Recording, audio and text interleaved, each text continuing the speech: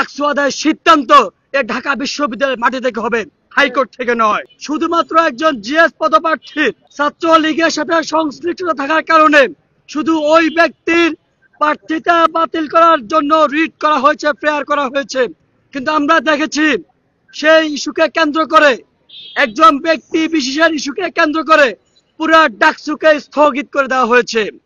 আমরা এতদিন ধরে যে আশঙ্কার কথা বলে আসতেছি, হাইকোর্টের কাঁধে বন্দুক রেখে সেই আশঙ্কাকে তারা দৃশ্যমান করেছে।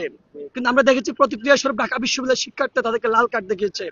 তারা জানাতে চান তাদের অধিকার আদায়ের যে ডাকসু, সে ডাকসু নিয়ে কেউ কোনো দৃষ্টান্ত দেখাতে পারবে না, সে ডাকসু নিয়ে কেউ কোনো হেরফের করাতে পারবে না।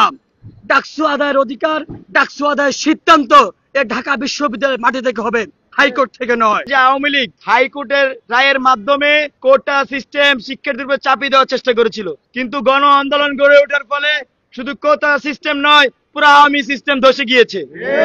তো এইখানে শিক্ষার্থীদের যে ন্যায্য দাবি, ডাকসু আমাদের অঙ্গীকার, ডাকসু হবে প্রতিবার।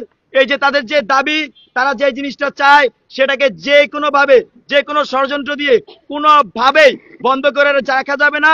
আজকে ঢাকা বিশ্ববিদ্যালয়ের শিক্ষার্থীরা সেই রায় জানিয়ে দিয়েছে বন্ধুগণ।